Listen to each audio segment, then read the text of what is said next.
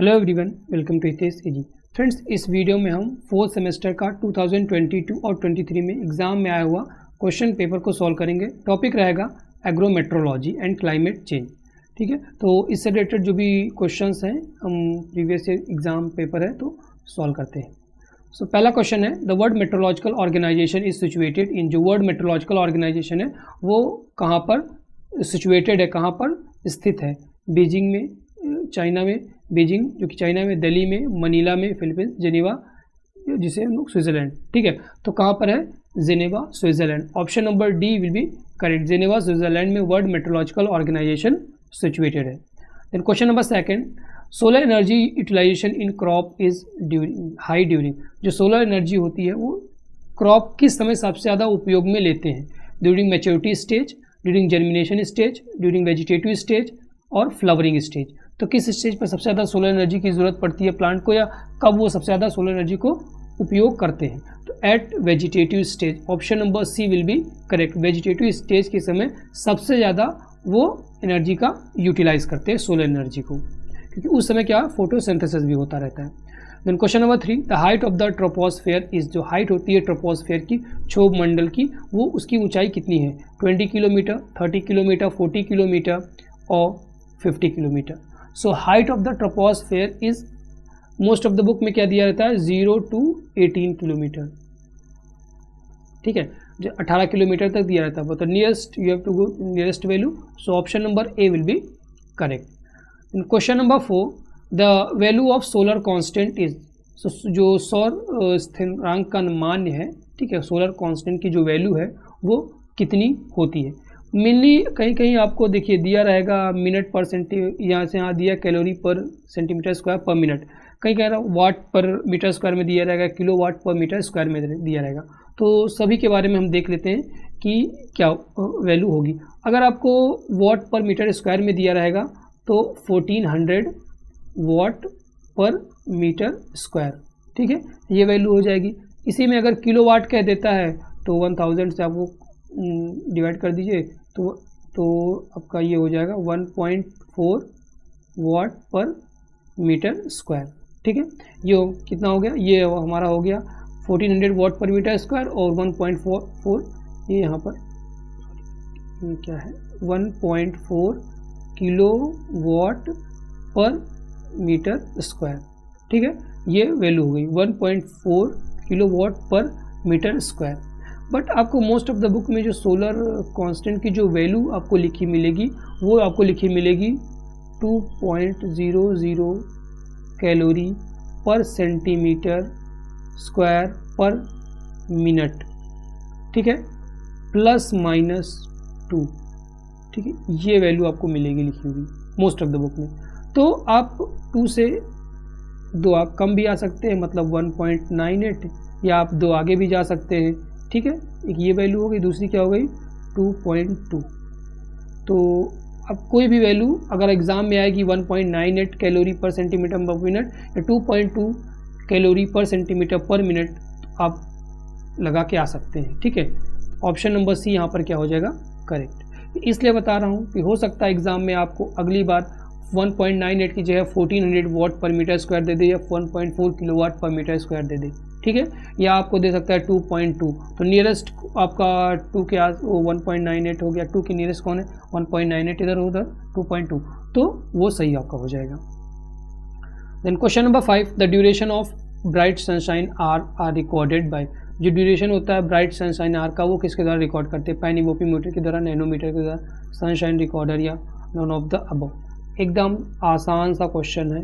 ठीक है, कमेंट बताइए कि इसका सही आंसर क्या होगा। नाम से पता चला सोलर सनशाइन जो आ रहा है किससे रिकॉर्ड करते हैं। Then question number 6, agrometeorology means. Agrometeorology का मतलब क्या होता है? एग्रो मतलब क्रॉप, मेट्रोलॉजी मतलब क्लाइमेट से related. So application of meteorology in agriculture. Option number A क्या हो जाएगा? Correct, agrometeorology. Then question number 7, principal agrometeorological observatory is also known as. बहुत इंपॉर्टेंट क्वेश्चन है, इससे आपके 3 से 4 क्वेश्चन बनते हैं कि किसको प्रिंसिपल एग्रोमेट्रोलॉजिकल ऑब्जर्वेटरी कहते हैं, या किसको एक होता है ऑर्डिनरी टाइप, ऑर्डिनरी टाइप। ठीक है, दूसरा ऑक्सिलरी। ठीक है, ये तीन, प्रिंसिपल, ऑर्डिनरी और ऑक्सिलरी। देखिए प्रिंसिपल है तो प्रिंसिपल हमेशा ऊपर होता है, मीन्स आपका ये प्रिंसिपल क्या हो जाएगा, ए टाइप ऑब्जर्वेटरी। ठीक है, तो principal agrometeorological observatory is also known as a type observatory. Ordinary क्या हो जाएगा, बी टाइप ऑब्जर्वेटरी। ठीक है, ऑर्डिनरी कैसा होता है, बी टाइप ऑब्जर्वेटरी होता है। और जो ऑक्सिलरी होता है वो हमारा कैसा होता है, सी टाइप ऑब्जर्वेटरी। तो तीनों याद रखना है, principal A type, ordinary B type, auxiliary C type observatory. ठीक है, याद रखना है। Then question number 8, heat is transmitted by, heat कैसे ट्रांसमिट होती है, रेडिएशन से होती है, कन्वेंशन से होती है, कंडक्शन से होती है, या ऑल ऑफ दिस। तो देखिए अगर सॉलिड की बात करें तो हीट सॉलिड में किससे होती है, कंडक्शन से होती है सॉलिड में। ठीक है, ये यहाँ पर क्या हो जाएगा, ये नहीं रहेगा। ठीक है, कन्वेंशन से लिक्विड। ठीक है, सॉलिड में कंडक्शन से, कन्वेंशन लिक्विड से, और रेडिएशन एयर या आप गैसेस कह सकते हो। ठीक है, इसमें किससे होती है, रेडिएशन से। तो heat is transmitted by all of the above. Option number D, air में भी जाती है, air to air, gases to gases, convention liquid में, और कंडक्शन सॉलिड में। ठीक है, then question number 9, the measure of intensity of heat is temperature, humidity, solar radiation, atmospheric. सीधा कहा है कि ऊष्मा की तीव्रता का माप है। ठीक है, जो इंटेंसिटी ऑफ हीट होती कैसे मेजर करते हैं, तो करते हैं temperature. Option number A will be correct.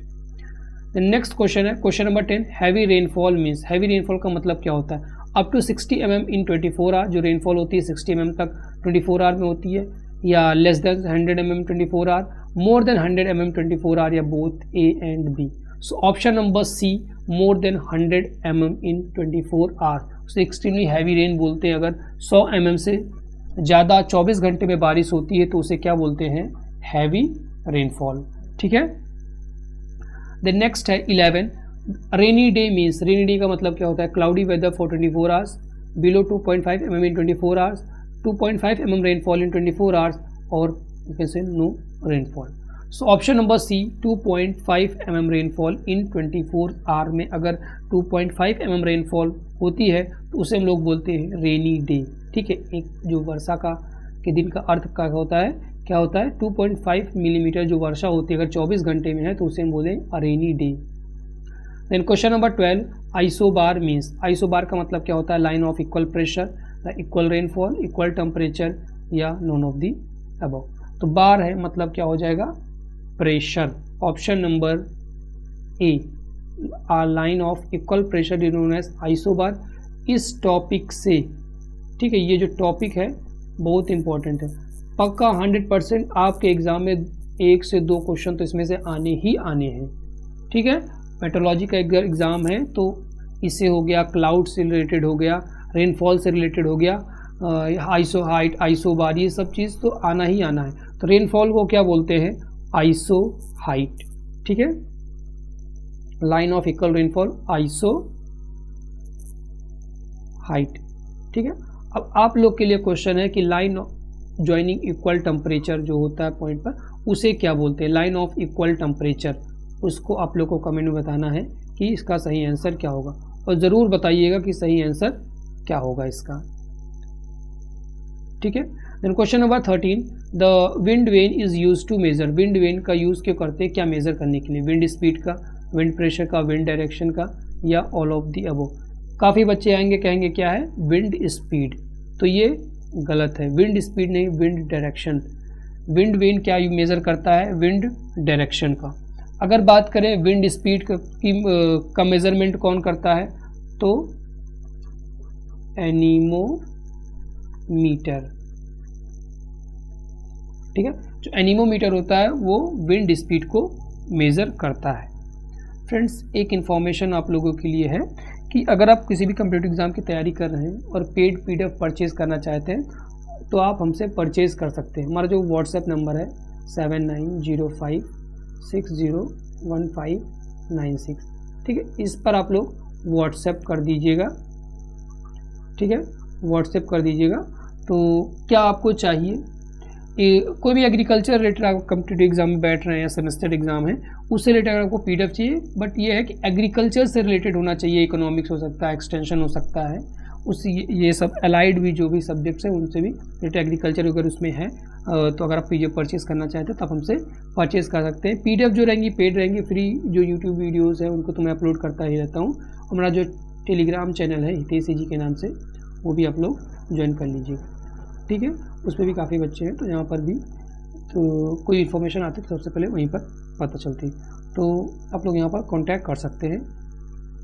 Then question number 14, the weather phenomena rain occurs in, मौसम की घटना वर्षा में होती है, मेसोस्फीयर। अच्छा, क्वेश्चन कहा है कि जो वेदर फिनोमेना है वो किस एटमॉस्फेरिक लेयर में अकर होते हैं, स्ट्रेटोस्फेयर में, ट्रोपोस्फेयर में या थर्मोस्फेयर में, ठीक है। तो जो वेदर फिनोमेना होते हैं वो कहाँ पर होते हैं, ट्रोपोस्फेयर लोअर लेयर में, 0 to 18 किलोमीटर, 0 to 20 किलोमीटर जो होती है ट्रोपोस्फेयर, उसके ऊपर कौन सी होती है, स्ट्रेटोस्फेयर।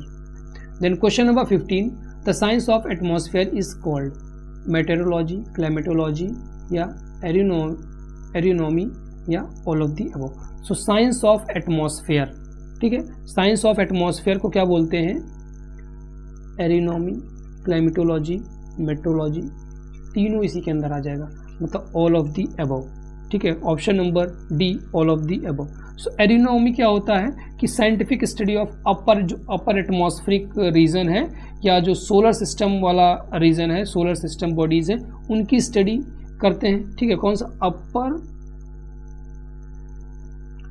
एटमॉस्फेयर जो रीजन है, या हम कह सकते हैं कि जो मतलब upper atmosphere region above the earth जो भी रीजन है, या जो भी हमारे सोलर बॉडीज़ हैं, ठीक है, सोलर सिस्टम बॉडीज़, उनकी स्टडी क्या कहलाता है, aeronomy. So option number D क्या हो जाएगा, correct. Then question number 16, the measuring unit of temperature, temperature किस में मेजर करते हैं, डिग्री सेल्सियस में करते हैं, फ़ारेनहाइट में करते हैं, केल्विन में करते हैं या ऑल ऑफ दी अबव। अगर आप लोग इसको नहीं कर पाए तो पढ़ाई छोड़ दीजिएगा, कमेंट बताइएगा कि इसका सही आंसर क्या होगा। इसको तो आप लोग देखते हैं कौन कौन कर पाता है, इसको कमेंट जरूर कीजिएगा। Then question number 17, where is stratosphere located, कहाँ पर located, above tropos, below tropos, parallel to tropos या none of the above. Stratosphere कहाँ पर है, पहले troposphere then stratosphere. So option number A, above tropos, जो ट्रोपोस्फेयर होती है उसके अबव ऊपर क्या है, स्ट्रेटोस्फेयर। नेक्स्ट क्वेश्चन है, rain gauge is also known as, rain gauge को दूसरे किस नाम से जानते हैं, ओडोमीटर, पोल्वीमीटर, एक और होता है पल्वोमीटर, देन ओम्ब्रोमीटर या all of the above. Option number D, all of the above. सभी नाम याद रखिएगा कि रेन गेज को दूसरे किस नाम से जानते नहीं, आपको दूसरा नाम दे देगा, एरिलोमीटर दे देगा, लाइजीमीटर दे देगा, एक वहाँ पर कर देगा पल्वीमीटर। तो तीनों नाम आपको याद रहने चाहिए। एक नाम और है, जैसे एक इसी में PULVO पल्वोमीटर, और एक जो थोड़ा सा हट के है HYETO हेट्रोमीटर, ठीक है, हेट्रोमीटर। इसे भी क्या बोलते हैं, रेन गेज ही है। रेन गेज का दूसरा क्या नाम है, हेट्रोमीटर। देन नेक्स्ट क्वेश्चन है question number 19, the mean distance between the earth and the sun is, earth और सन के बीच की जो मीन डिस्टेंस है वो कितनी है, तो अप्रॉक्स 150 मिलियन किलोमीटर।